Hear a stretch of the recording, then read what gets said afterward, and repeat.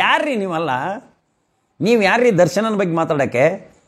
ದರ್ಶನನ ಬಗ್ಗೆ ಮಾತಾಡೋಕ್ಕೆ ನೀವು ಯಾರು? ಅವನಿಗೆ ಸೊಕ್ಕಿದೆ, ಅಹಂಕಾರ ಇದೆ, ಅದಿದೆ ಅಂದ್ರೆ ನೀವು ಕೂಡ ಹಾಕಿದ್ರೆ ಮುಟ್ಟಿಗೆಂದು ನೋಡಂಗೆ ಆ ಸಂಜನಾ ಗರ್ಲಾನಿ ನಿಮಗೆ ಮೀಡಿಯಾದವ್ರಿಗೆ ಉತ್ತರ ಕೊಟ್ಟಾಳಲ್ಲ. ಏನು ಸಾಮಾಜಿಕ ಕಳಕಳಿ ಏನಿದೆ ನಿಮ್ಮಲ್ಲಿ? ಅಯ್ಯೋ ಅಲ್ಲಿ ಬೆರಡ್ರಿ ಕೇಸ್ ಬಿಟ್ಟಿದ್ದಪ್ಪ ಅಳ್ಬೇಕ. ಅವನ ದರ್ಶನ ತನ್ನ ಬೆರಳನ್ನು ಹಿಂಗೆ ಹಿಡ್ಕೊಂಡು ಹೊರದ್ರೆ ಅದು ಮಹಾ ಸೊಕ್ಕು, ಮಹಾ ಒಂದಿದು, ಇನ್ನೂ ಅವನಿಗೆ ಸೊಕ್ಕು ಇಳದೇ ಇಲ್ಲ. ಹಿಂಗೆ ಅಡ್ವರ್ಸ್ ಆಗಿದೆ. ಕೊಲೆ ಬಿಡ್ರಿ, ಕೊಲೆ ಆಗೈತ ಬೆಲೆ ಆಗೈತ, ಇದು ನಿರ್ಧಾರ ಆಗೋದು ಕೋರ್ಟ್ನಾಗ, ಏನು ನಿಮ್ಮ ಟಿವಿಯಾಗಲ್ಲ. ಅಕ್ರಮ ಆಸ್ತಿ, ಅಕ್ರಮ ಬಂಗಾರ, ಅಕ್ರಮ ಹೆಣ್ಣು, ಅಕ್ರಮ ಹೊನ್ನು, ಅಕ್ರಮವಾದಂಥ ಬೇನಾಮಿ ಆಸ್ತಿಗಳು, ಇದೆಲ್ಲ ಬೇಕೇನ್ರಿ? ನಮಸ್ತೆ, I am mister Nagaraj Kudupli, an advocate, agriculturist and an artist. Today I want to talk about especially 2-3 medias. They are not working under the guise of the constitution. ಅವರು ಪೂರ್ವಗ್ರಹ ಪೀಡಿತರಾಗಿ ಸಾಮಾನ್ಯವಾಗಿ ಸುವರ್ಣ ಟಿವಿ ಮತ್ತು ಆರ್ ಚಾನಲ್, ಆರ್ ಪಬ್ಲಿಕ್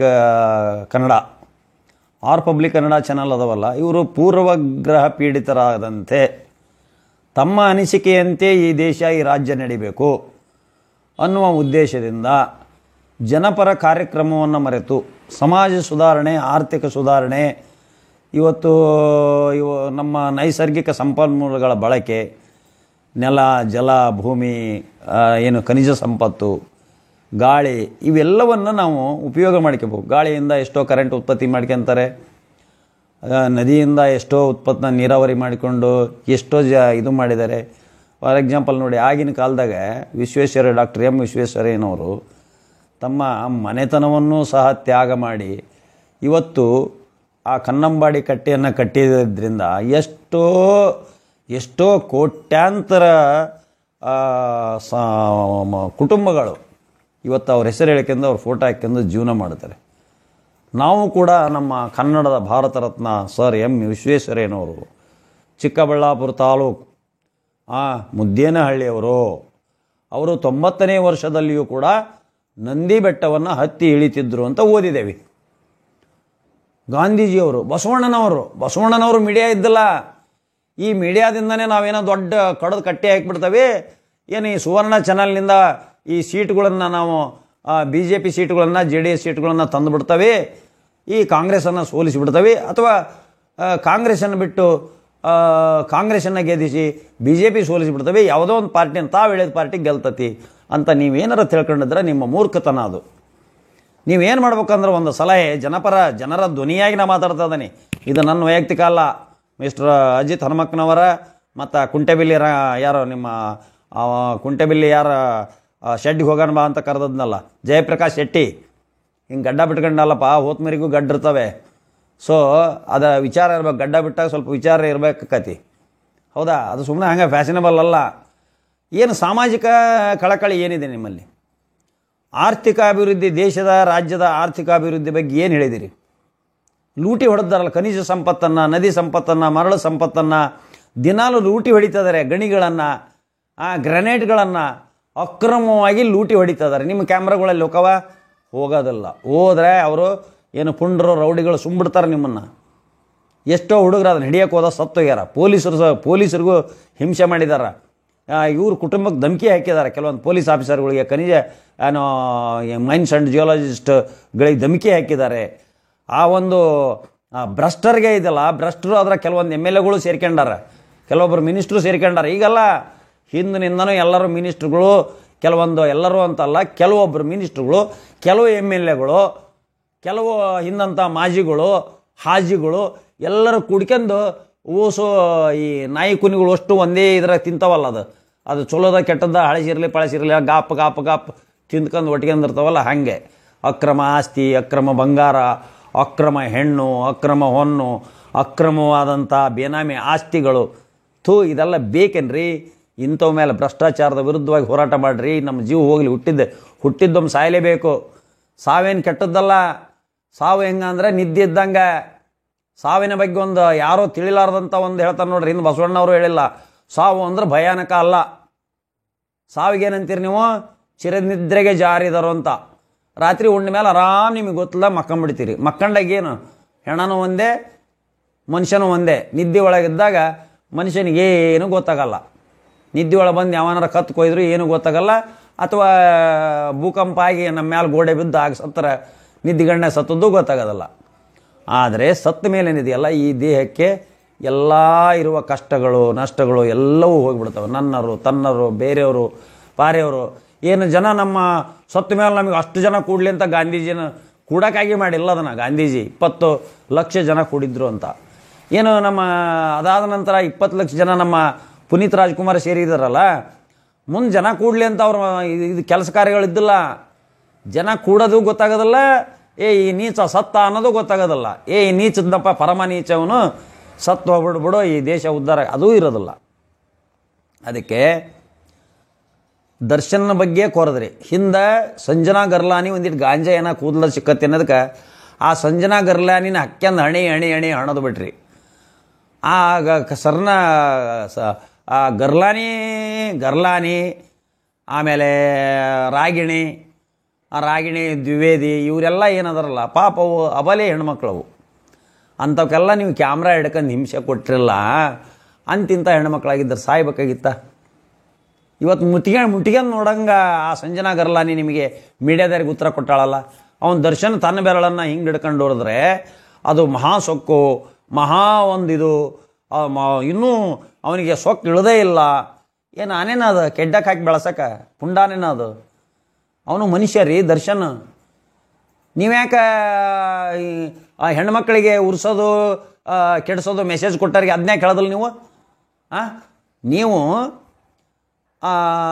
ಏನು ಹೆಣ್ಮಕ್ಳಿಗೆ ಹೆಂಗೆ ಬೇಕಂಗೆ message ಕೊಟ್ಬಿಟ್ರೆ, ಹೆಂಗೆ ಬೇಕಂಗೆ ಬ್ಲೂ ಫಿಲ್ಮ್ ಕಳಿಸ್ಬಿಟ್ರೆ ಅವನು ಒಳ್ಳೆಯನ? ಅದ್ರ ಬಗ್ಗೆ ಸೊಸೈಟಿ ಕ್ರಮ ಏನು ತಗೋಬೇಕು, ಅದ್ರ ಬಗ್ಗೆ ಕಾನೂನು ಏನಾಗಬೇಕು, ಅಂಥವ್ರಿಗೆ ಗಲ್ ಶಿಕ್ಷೆ ಆಗಬೇಕು. ಯಾಕಂದ್ರೆ ಮುಂದಾಗೋದು ಒಂದು ಕೊಲೆಯನ್ನು ತಪ್ಪಿಸ್ಬೋದು. ಯಾವನ ಮೆಸೇಜ್ ಕೊಡ್ತಾನ ಅವನ ಜೀವ ಉಳಿಸ್ಬೋದು ನೀವು. ಹಿಂಗೆ ಅಡ್ವರ್ಸ್ ಆಗಿದೆ, ಕೊಲೆ ಬಿಡ್ರಿ, ಕೊಲೆ ಆಗೈತ ಬೆಲೆ ಆಗೈತ, ಇದು ನಿರ್ಧಾರ ಆಗೋದು ಕೋರ್ಟ್ನಾಗ. ಏನು ನಿಮ್ಮ ಟಿ ವಿಯಾಗಲ್ಲ, ನೀವೇನು ಸುವರ್ಣ ಟಿ ವಿ ಇದ್ರಲ್ಲ, ನೀವಾಗಲಿ ಅವನು ಜಯಪ್ರಕಾಶ್ ಶೆಟ್ಟಿ ಆಗಲಿ, ನೀವು ಜಡ್ಜಸ್ ಅಲ್ಲ, ನೀವು ವಕೀಲರಲ್ಲ, ನೀವು ತನಿಖಾಧಿಕಾರಿಗಳಾಗಲ್ಲ, ನೀವು ಒಬ್ಬ ಸಾಮಾನ್ಯ ಪತ್ರಕರ್ತರ ಗುಂಪಿನ ಒಬ್ಬ ಮೀಡಿಯಾಗಳು. ನೀವು ಡಿಜಿಟಲ್ ಮೀಡಿಯಾ, ಎಲೆಕ್ಟ್ರಾನಿಕ್ ಮೀಡಿಯಾ ಅಷ್ಟೇ. ನೀವೇನೂ ಅಲ್ಲ, ನಿಮ್ಮ ಕೈಗೆ ಯಾವ ಅಧಿಕಾರನೂ ಇಲ್ಲ. ನಿಮ್ಮಿಬ್ಬರಿಗೂ ದಮ್ಮು ತಾಕತ್ತಿದ್ರೆ ನನ್ನ ಬಗ್ಗೆ ಬರ್ರಿ ಕ್ಯಾಮ್ರಾ ಹಿಡೀರಿ. ನಿಮ್ಮ ಹತ್ರ ತಾಕತ್ತಲ್ಲ ನನ್ನ ಬಗ್ಗೆ ಕ್ಯಾಮ್ರಾ ಹಿಡಿಯೋಕೆ. ನನ್ನ ಕೆಟ್ಟವರ ಹೇಳ್ರಿ, ಅಶ್ಲೀಲತೆಯರ ಹೇಳ್ರಿ, ಮತ್ತೊಂದರ ಹೇಳ್ರಿ, ಭ್ರಷ್ಟಾಚಾರನರ ಹೇಳ್ರಿ, ಮೋಸದರ ಹೇಳ್ರಿ, ಕ್ರೈಮಿಂದರ ಹಿಡ್ರಿ. ನನಗೆ ಏನಾರ ಹಿಡೀರಿ ನೀವು. I don't care. ಯಾರ್ರೀ ನೀವಲ್ಲ? ನೀವು ಯಾರ್ರೀ ದರ್ಶನನ ಬಗ್ಗೆ ಮಾತಾಡೋಕ್ಕೆ? ದರ್ಶನನ ಬಗ್ಗೆ ಮಾತಾಡೋಕ್ಕೆ ನೀವು ಯಾರು? ಅವನಿಗೆ ಸೊಕ್ಕಿದೆ, ಅಹಂಕಾರ ಇದೆ, ಅದಿದೆ ಅಂದ್ರೆ ನೀವು ಕೂಳೆ ಹಾಕಿದ್ರೆ ನಿಮ್ಮಪ್ಪ ನಿಮ್ಮವ್ವ ಕೂಳೆ ಹಾಕಿ ಬೆಳೆಸ್ಯಾರ. ಅವರಪ್ಪ ದರ್ಶನರಪ್ಪ ತೂಗುದೀಪ ಶ್ರೀನಿವಾಸು ಮಕ್ಕಳಿಗೆ ಅನ್ನ ಹಾಕಿ ಉಣಿಸಿ ಅವರು ಎದೆ ಹಾಲು ಕೊಟ್ಟು ಬೆಳೆಸಿರ್ತಾರೆ. ನಿಮಗೇನು ನಾಚಿಕೆ ಮಾನ ಮರ್ಯಾದಿಲ್ಲ? ನಿಮ್ಮ ತಾಯಿ ತಂದೆ ಹೆಂಗೆ ಬೆಳೆಸ್ಯಾರ ಹಂಗೆ ಬೆಳೆಸ್ಯಾರಪ್ಪ. ಅಯ್ಯೋ ಇವನಿಗೆ ಇನ್ನೂ ಅಹಂಕಾರ, ಇವನು ದುರಹಂಕಾರ ಇಳ್ದಲ್ಲ, ಇವನಿಗೆ ಸೊಕ್ಕು ಇಳ್ದಲ್ಲ, ಇವನಿಗೆ ಮದ ಇಳ್ದಲ್ಲ, ಇವನು ಪಳಗಿಲ್ಲ. ಅಯ್ಯೋ ಅಲ್ಲಿ ಬೆರಡ್ರಿ ಕೇಸ್ ಬಿಡ್ದಪ್ಪ ಅಂತ ಅಳ್ಬೇಕಾ? ಕೇಸು ಕೋರ್ಟು ಪೊಲೀಸ್ ಸ್ಟೇಷನ್ನು ಇರೋದು ನಮಗೋಸ್ಕರ. ಅಲ್ಲಿ ನ್ಯಾಯ ಸಿಗಬೇಕು ಅಂತೇಳಿ ಏನು ಕ್ರೂರವಾಗಿ ನ್ಯಾಯಾಂಗ ನೋಡೋದಲ್ಲ. ದರ್ಶನ್ ಇಲ್ಲಿವರೆಗೂ ಕ್ರೂರವಾಗಿ ನೋಡಿಲ್ಲ. ಅವನು ಕ್ರೂರಿ ಅಂತ ಪ್ರೂವ್ ಆಗಿಲ್ಲ. ಕೂದಲೆಲ್ಲಿ ಸಿಕ್ತು, ಆ ಕೂದಲೆಲ್ಲಿ ಸಿಕ್ತು, ಬ್ಲಡ್ ಸಿಕ್ತು. ನೀವು ಯಾರ್ರೀ? ನೀವೇನು ಸೈಂಟಿಸ್ಟಾ? ನೀವು FSLಗಳ ಯಾವುದು ಸ್ಯಾಂಪಲ್ ಕಳಿಸಿರ್ತಾರೆ ಅದಕ್ಕೆ ಕಳಿಸ್ತಾರಪ್ಪ. ಮೊನ್ನೆ ಹೇಳೀನಿ, ಒಬ್ಬನ ಕಳ್ತಂದ ಕೇಸ್ನಾಗ ಹೆಬ್ಬಟ್ಟಿಂಗ್ ಗುರ್ತಿತ್ತಿಲ್ಲಿ. ಅವಾಗ ಬಂಗಾರ ಕದ್ದದ್ದು ಒಂದು ಟಿನ್ ಇದೆ, ಆ ಟಿನ್ಯಾಗ ಒಂದು ಹೆಬ್ಬಳ್ಳಿಂಗ್ ಗುರ್ತಿದೆ. ಅಯ್ಯೋ ಬಂದರು FSL ಇದು ಹೆಬ್ಬಳ್ಳಿಂಗ್ ಗುರ್ತು ಇವ್ರದ ಅಂತಂದ್ರೆ ಹೌದು ಅವಂದ ಅಂತ ನಾನು ಅಂದದೇನೆ.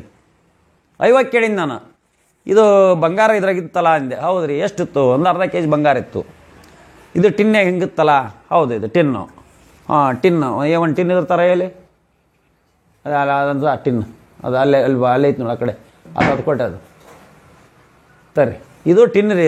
ಇದು ಸುಮಾರು ಇಷ್ಟು ಎತ್ತರ ಇತ್ತು, ಇಷ್ಟು ದಪ್ಪ ಇತ್ತು ಟಿನ್ನು. ನಿಮಗೆ ಹೇಳ್ತೇನೆ ನೋಡಿರಿ, ಕೋರ್ಟ್ನ ನಾನು ಕೇಳಿದ ಪ್ರಶ್ನೆ. ಈ ಹೆಬ್ಬಟ್ಟಿನಾಗೆ ಬೆರಳು ಇಲ್ಲಿ ಮೂಡಿದೆ, ಇಲ್ಲಿ ಹೆಬ್ಬಟ್ಟು ಒಂದಿದೆ. ಈ ಹೆಬ್ಬಟ್ಟಿನ ಬೆರಳು ಒಂದಿತ್ತು ಅದರ ಮೇಲೆ ಅಂತ ಕೇಳಿದೆ ನಾನು. ಅವ್ರನ್ನ ಸೈಂಟಿಫಿಕ್ FSLನವ್ರು ಏನು ಕೇಳಿದ್ದು ನಾನು ಅಂದರೆ, FSLನವ್ರ ಇದ್ರ ಮೇಲೆ ಒಂದೇ ಹೆಬ್ಬರಳಿತ್ತ ಅಥವಾ ಬೇರೆ ಬೇರೆ ಹೆಬ್ಬರಳಿದ್ವಾ, ಹಿಂಗೆ ಹಿಡಿದದ್ದು ಏನಾರ ಇದ್ವಾ ಅಂತ ಕೇಳಿದ್ದು. ಇಲ್ಲ ಅಂದರು, ಬರೀ ಹೆಬ್ಬಳ್ಳು. ಹಂಗಾರೆ ಒಂದು ಹೆಬ್ಬರಳಿಂದ ಇದನ್ನ ಎತ್ತರ ನೋಡೋಣ ಅಂದೆ. ಇದನ್ನು ಹಿಂಗೆ ಬೀಳಿಸ್ಬೋದು, ಹಿಂಗೆ ಉಲ್ಡಿಸ್ಬೋದು, ಹಿಂಗೆ ನಿಲ್ಲಿಸ್ಬೋದು. ಆದರೆ ಇವನು ಕಳ್ತನ ಮಾಡಿ ಎತ್ಕೊಂಡು ಹೋಗ್ಯಾನ ಅಂದ್ರೆ ಹಿಂಗೆ ಹಿಡ್ಕೊಂಡು ಹೋಗ್ತಾನೆ. 2 ಬೈನಿ ಹೆಬ್ಬಾಳು ಇಡ್ತಾವೆ, ಹೌದಲ್ರಿ? ಇನ್ನು ಕಳ್ತನ ಮಾಡಿ ಹೋಗ್ತಾನೆ ನಾನಂದ್ರೆ ಬರೀ ಚಸ್ಮಾ ಕಳ್ತನ ಮಾಡ್ಕೊಂಡು ಹೋಗ್ಲಿ, ಹಿಂಗೆ ಹಿಡ್ಕೊಂಡು ಹೋಗ್ತಾನವ. ಹಿಂಗೆ ಒಂದೇ ಹೆಬ್ಬಾಳಿಂದ ಹಿಂಗೆ ಹಿಡ್ಕೊಂಡು ಹೋಗಕ್ಕತ್ತ. ಹಾಂ, ಹೀಗೆ ಬ್ಲಡ್ಡನ್ನು ಯಾರು ಹಚ್ಚಿದ್ರು, ಹೆಂಗೆ ಹತ್ತಿತು, ಏನು ಸಿಡಿತ, ಆಕಾರ ವಿಕಾರ ಎಲ್ಲ ಕೇಳ್ತಾವಲ್ಲಿ. ಈಗ ಅವನಿಗೆ ಹೊಡೆಯಬೇಕಾರೆ ಬ್ಲಡ್ ಸಿಡಿತೈತಿ, ಕೋಣಂಗೆ ಕಡಿಯಬೇಕಾರೆ ಅಲ್ಲಿದ್ದರೆ ಎಲ್ಲರಿಗೂ ಸಿಡಿತೈತಿ, ರಕ್ತ ಚಿಮ್ತತಿ, ದೂರದ್ರಿಗೂ ಬಂದು ಸಿಡಿತೈತಿ. ಸಿಡಿದದ್ದು ಬೇರೆ, ಹಚ್ಚಿದ್ದು ಬೇರೆ ಕತಿ ಅಲ್ವಾ? ಹಿಂಗಾಗಿ ಕೆಸರು ಸಿಡಿತೈತಲ್ಲ ನಿಮಗೆ, ಅದೊಂಥರ ಹಿಂಗಾಗಿ ಗಿಲ್ಗಿಲ್ ಆಕತಿ. ಇಷ್ಟು ಸೂಕ್ಷ್ಮತೆ ಇರ್ತವೆ ಅಡ್ವೊಕೇಟ್ಸ್ ಅಂದರೆ. ಹಿಂಗೆ ರಕ್ತ ಸಿಡಿದಿರ್ಬೇಕದು, ಸಿಡಿದದ್ದಲ್ಲ, ಹಚ್ಚಿದ್ದು ಬೇರೆ ಇರ್ತದೆ. ಹಿಂಗೆ ಸ್ನೋ ಪೌಡ್ರು ಹಚ್ಕೊಳೋದು, ಮೇಕಪ್ ಮಾಡ್ಕೊಂಡು ಬೇರೆ, ಆ ಸ್ನೋ ಪೌಡ್ರ್ ಬೀಚ್ ಒಗ್ಯೋದು ಬೇರೆ. ಹೌದಾ? ಮಕ್ಕಕ್ಕೆ ಹಿಂಗೆ ಪೌಡ್ರ್ ಹೋಗಿದ್ರೆ ಏನಕ್ಕೆ ದಾರೆ ಹೋಗೋನಿಗೆ ಅದೇ ನಿಂತ್ಕೊಂಡು ಮಗುಗೆ ಒಂದು ಪೌಡ್ರ್ ಹಚ್ತವೆ, ಮೇಕಪ್ ಮಾಡ್ತೇವೆ ನಾವು ಮಕ್ಕಳಿಗೆ. ಹೌದಾ? ಉಗ್ಗಿದ್ರೆ ಏನಕ್ಕತಿ ಅಲ್ವಾ? ಹಾಗೇ ಇವರು ಜಜಸ್ ಅಲ್ಲ, ಏನು ಚಾನಲ್ಗಳು ಏನದಿರಲ್ಲ. ನೀವು ಏನು ಬದಲಾವಣೆ ಮಾಡ್ಕೋಬೇಕಾಗಿತ್ತು ಅಂದರೆ ಜನಪರ ಕಾರ್ಯಕ್ರಮಗಳನ್ನು ಹೇಳ್ರಿ. ಈಗೆಲ್ಲ ಬರೀ ಪ್ರಚೋದನಾತ್ಮಕ ಹೆಚ್ಚೇ ಬಿಟ್ರಿ, ಹಿಂದೂ ಮುಸ್ಲಿಂ ಅಂತ ಹಚ್ಚಕತ್ಬಿಟ್ರಿ. ಈಗ ಹಿಂದೂ ಮುಸ್ಲಿಮು ಅಲ್ಲಿ ನಡೆಯೋದಕ್ಕಿಂತನೂ ನಿಮ್ಮ ಟಿವಿಯಾಗ ಭಾಳ ಅದಾವು. ಹಿಂದೂ ಮುಸ್ಲಿಮು ಕ್ರಿಶ್ಚಿಯನ್ಸು ಅಷ್ಟರು ಬೇರೆ ಬೇರೆ ಜಾತಿಯರು ಎಲ್ಲರೂ ಹೊಡೆದಾಡಿ ವಿನಾಶದ ಹಾದಿಗಳಿಗೆ ನಮ್ಮ ದೇಶ ಹೋಗಬೇಕು. ಇನ್ಸ್ಪೈಟ್ ಆಫ್ ದಟ್ ಆರ್ಥಿಕವಾದಂಥ ದುಡಿರಿ ಅಂತ ಹೇಳ್ರಿ ನೀವು ಟಿವಿದಾರ. ಆ ಹಿಂದೂ ಮುಸ್ಲಿಂ ಹೊಡೆದಾಟ ಬಿಡ್ರಲಿ, ಹೋಗಿ ದುಡಿಯೋಕೆ ದುಡಿರಿ, ಹೋಗಿ ದುಡಿಯೋದು ಕಲೀರಿ. ಹೌದಾ? ದುಡಿಮಿಲ್ಲ ಏನಿಲ್ಲ, ನಾನು ಹೋಗಿ ಅಲ್ಲಿ ಹೋಗಿ ಬಡ ಹೋಗಿ ಗಣಪತಿಯಿಂದ ಗುಡಿಯೋದು ಕುಣಿಯೋದು ಮಾಡೋಣ, ಪೂಜೆ ಭಕ್ತಿಯಿಂದ ಮಾಡೋಣ. ಪೂಜೆ ಭಕ್ತಿ ಬೇರೆ, ಹೌದಾ? ಕುಣಿಯೋದು ಬೇರೆ. ಯಾರಾಗಲಿ, ಹಿಂದೂನಾಗಲಿ ಮುಸ್ಲಿಮ್ರಾಗಲಿ, ಮಸೀದಿ ಮುಂದೆ ಕುಣಿಯೋದು ಬೇರೆ, ನಮಾಜ್ ಮಾಡೋದು ಬೇರೆ. ನೀವು ನಮಾಜ್ ಮಾಡಿರಿ, ನೀವು ಗಣಪತಿ ಮೆರವಣಿಗೆ ಮಾಡ್ಕೊಳ್ರಿ, ನೀವು ಡಿಜೆನಾರ ಹಚ್ಕೊಳ್ರಿ, ಕುಣದಾರ ಕುಣ್ಕೊಳ್ರಿ. ಇದನ್ನು BJPಗೆ ಹೋಗಿ ಕೊಡೆ ಹಿಡಿಯೋದು ಯಾಕೆ, ಇವ್ರು ಕಾಂಗ್ರೆಸ್ಗೆ ಹೋಗಿ ಕೊಡೆ ಹಿಡಿಯೋದು ಯಾಕೆ? ಒಬ್ಬರು ಕಾಂಗ್ರೆಸ್ಗೆ ಕೊಡೆ ಹಿಡಿಯೋದು, ಒಬ್ಬರು BJP ಕೊಡೆ ಹಿಡೋದು, ಇಷ್ಟೇ ನಿಮ್ಮದು ರಾಜಕೀಯ ಬಂಡವಾಳಕ್ಕೆ ಮಾಡ್ಕೊಂತೀರಿ. ಇದನ್ನು ಮಾಡಿರಿ ಸಮಾಜದಾಗ ಸಾಮಾನ್ಯರು, ಇವನು ಮಾಡಿದಾನೆ ಅಂತ ಹೋಗಿ ನಮ್ಮಂತನೂ ಹೋಗಿ ಅಲ್ಲಿ ನಿಂತ್ಕೊಂಡು ನಾನು ಹಿಡ್ಕೊಂಡು ಹೋಗ್ತಾರೆ ಪೊಲೀಸರು. ಬಡವ್ರ ಮಕ್ಳು ಏನಕ್ಕಾರ, ನಾನೇನ ಬೇಲ್ ತಗೊಂತೀನಿ, ನನಗೆ ಶಕ್ತಿ ಇದೆ, ನನಗೆ ಕಾನೂನು ಜ್ಞಾನ ಇದೆ, ನಾವು ಉಳ್ಕೊಂಬರ್ತೀನಿ. ಬಡವ್ರ ಮಕ್ಕಳು ಸಿಕ್ಕಂಡಾಗ ಅವರು ಒಬ್ಬಾಕೆ ಇರ್ತಾಳೆ ದುಡಿಯೋಕ್ಕೆ, ಕೂಲಿ ಮಾಡೋಕ್ಕೆ.